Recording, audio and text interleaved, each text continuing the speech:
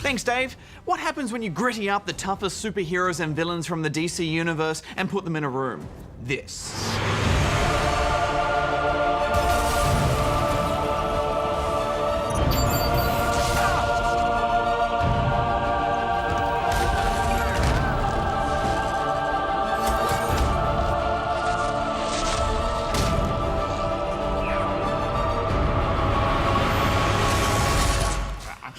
All right, Hex, time to reveal my surprise. Okay. Oh, it's your figurine collection. Figurine collection. Injustice Gods Among Us comes to us from the makers of Mortal Kombat and throws together a pretty decent selection of DC superheroes and villains to biffo it out. And they don't pull any punches. I've never seen superheroes get so tattered and beaten up before. Scarecrow's down there? Can you just bring it back? Got plenty of time for that. This is a modern, gritty and dark fighter, from the look of each character to the backdrops to the more technical fighting mechanics. This game is set far apart from the likes of Capcom fighters or even MK vs DC.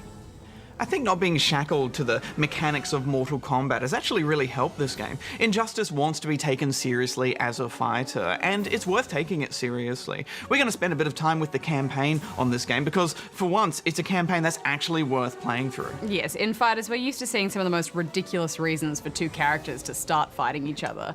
But you can tell NetherRealm have worked really hard to build a compelling story here. You gave him a nuke? Most of the League dies, and Superman's beloved city is vaporized. I console the masses by offering to rebuild it in my own image of... He was done. At the start of the game, you're told Superman was tricked into killing Lois Lane. He then ends the Joker's life, which sets him on a megalomaniacal path where he pretty much turns into a controlling Earth fearmonger.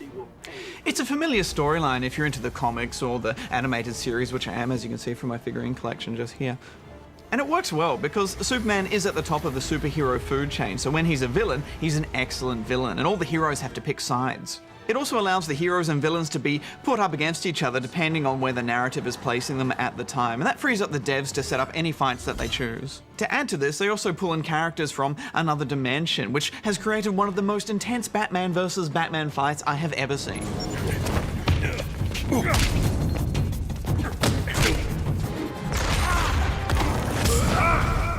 I love how there's just so much story to watch. Solid fight scenes and some epic moments which do have that low budget feel to them at times, but once again, this is the first fighter with a decent campaign, so you just forgive it. I did find it hard to work out sometimes who was from which dimension and where, and there are some pretty weak moments in this campaign, to be fair. Yeah, we've had some, wild times. Also, the villains aren't explored that much in the campaign, and neither is Hawkgirl, who is one of my favourite DC superheroes, and she's really just a goon here. I'm so glad she's in the game, though, as well as Grundy. He's also one of my favourites, and you never really see him very much. I just wish this campaign was twice as long, and they explored everyone fully. I do think there is a lot of assumed knowledge with some of these characters, though. They had done a really good job of making a compelling story out of such a big ensemble cast, which wouldn't be an easy thing to do. I also really love those transitions from scene to scene. They've made really good use of the game's fighting locations to save on building new set pieces. But, you know, I think it's okay that the campaign has a few rough edges because it means more time has been spent on the combat, which is what really matters. Yeah, and I think there's enough fan service in there. I was certainly squealing at every little subtle reference from some obscure comic or TV show. I'll have to tell Batman, there's been a death in the family. I also think they really nailed Aquaman and Green Arrow and Batman scenes, and every time Ares popped up, he's just a badass dude. Ah, Aquaman, the joke of the superhero world. I'm happy to say that he's awesome in this. Yeah, ever since they rebooted DC, Aquaman's actually become one of their best heroes. Cyborg, however... Wonderful. I'm so sick of Cyborg. If you're across all of DC's stuff right now, you feel like Cyborg has kind of been thrown in your face. They really want to push him, and he's just so boring. Also, there are some weird choices while we're talking about the character selection. More importantly, there's a few strange omissions, like no Martian Manhunter, even though you see him in the background now and then. There's no... Booster Gold would have been amazing. There's no Blue Beetle or Zatanna. Okay, well, you can't expect them to put every single superhero in their Barjo. And you have to admit, it's a pretty good selection. There's no Dr. Fate, but yeah, it is a pretty good collection. But let's talk about the fighting. There's some interesting mechanics and layers of strategy here. If you've come from Mortal Kombat, then there's a few things to get used to, like there's no block button, you simply hold back, and also one of the face buttons is assigned to a specific superhero power, and you're used to that being a kick, and that took me ages to get used to. But once you get past that, you can start chaining combos and juggling enemies in the air, and it gets pretty intense. I also liked how each character has sort of an extra modified special that you can activate by hitting circle. Superman is simply more damage. Aquaman, for example, has a defensive water coating to help get out of trouble. Green Arrow fires various arrow types. Some will definitely feel more useful to you than others, and some we just plain didn't like, such as Wonder Woman, who switches from sword and shield to flying as her special. But neither stance feels particularly fun to use.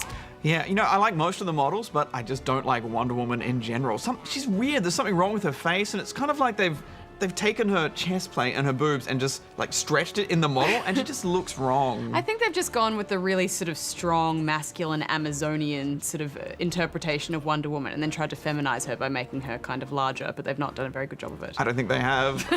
I've seen a lot of really good Wonder Womans, and I don't think this is a good one. It's hard to gauge how balanced all of these fighters are when there are so many crazy abilities.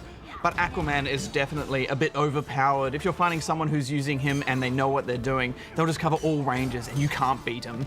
And there are some excellent ideas, such as how you're encouraged to do a special move straight after a combo for a bonus. And after a while, you start to get a good sense of all the telegraphing of each character's abilities. I think they nailed most of the special moves though, because if you miss, there's a decent window of opportunity left for someone to take advantage of your mistake.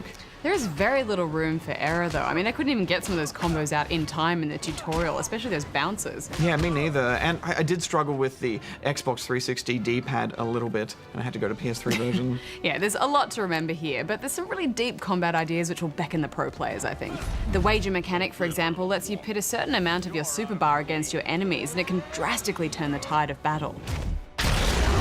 Along with a few charged abilities, you can also modify your super moves by giving up a bar of your super gauge. And this is fantastic because it's unpredictable and it can change a combo in a really interesting way. But if you fill up your super bar, you can unleash a giant special attack. They're glorious.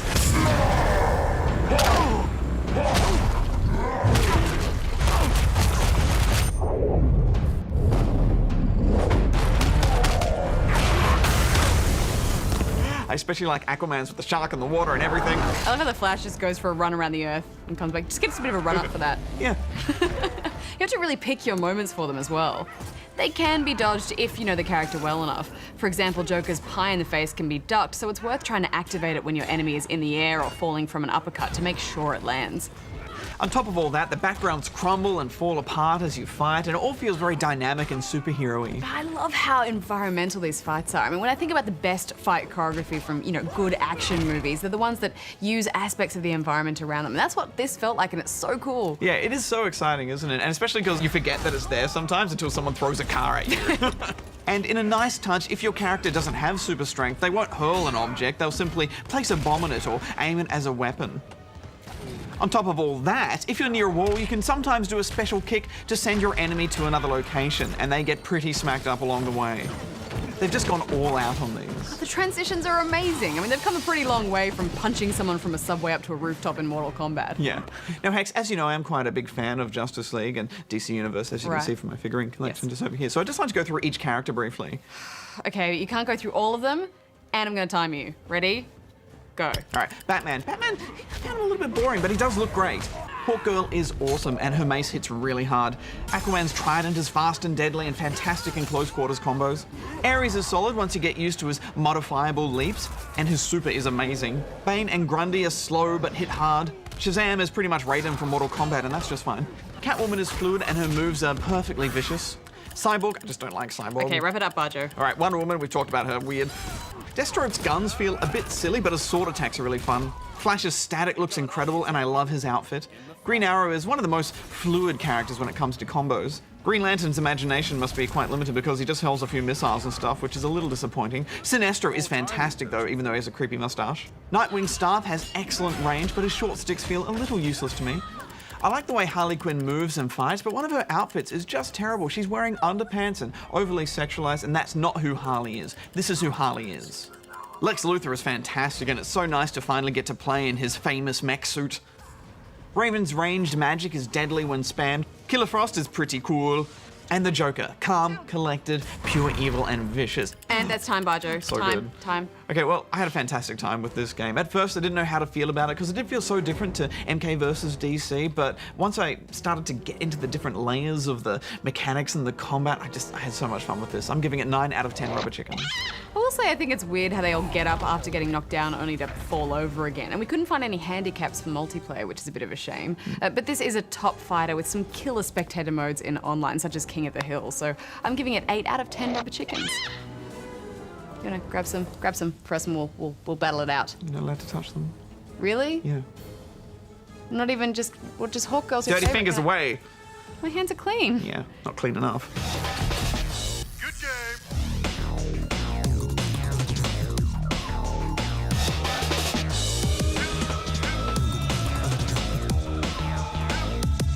Good game. This is the E3 of Qs. This particular line is an injustice. 2. You appear feeble. I punch above my weight. Adam, you worked on Injustice 1. I'm such a big fan of Injustice. Like, it was perfect. So Injustice 2, yes, please. Yeah. Thanks. I'm happy about that. Firstly, I'd just like to talk about Gorilla Grodd. Yeah. Because I love Grodd as a character. I love his storylines and all of the cartoons and everything. Why did you choose Grodd, and what do you like about him? So it was an opportunity first to introduce a Flash villain, and we also wanted to have a character, all the characters, feel distinct. So for this game, they all have different silhouettes. They all actually behave differently, and they're built on different bases. So a giant gorilla was a chance to show that in an extreme. Yeah. And he's just so vicious. What do you want, Grodd? Your head on a plate.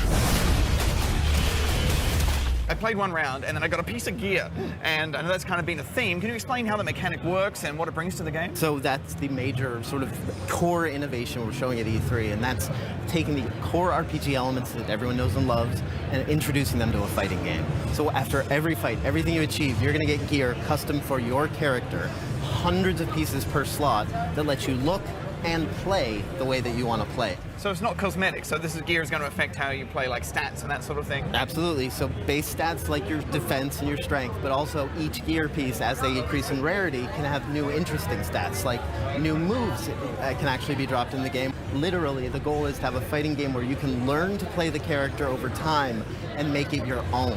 That's a big move. Like, you know, having advantages with gear in multiplayer. How are you balancing that, and how do you feel about it? It is one of the most difficult challenges I think we faced, and we loved it. We've been working on it for years of how to make a game that our end game, our tournament crowd loves, while at the same time letting other people play with unbalanced gear. And that's something I genuinely believe we've really, really nailed. I'm excited about the single player. I've loved the way that NetherRealms has evolved that over the years. What can we expect on that front? This time we've gone big. So the idea is, if you are afraid of playing online, if that's not something that interests you, you'll be able to play an epic campaign experience for the entire time you want dropping gear, growing. It's going to be single player focused for those that want it, or multiplayer for those that don't, and we're going to hopefully grow people and steer them in both directions. Well, thank you so much for chatting with us, and thanks for bringing this game. I'm very pumped about it. Bring Thank it you in. so much. Bring it This in. is awesome. This is all I wanted. Yeah. Awesome. Thank you so much.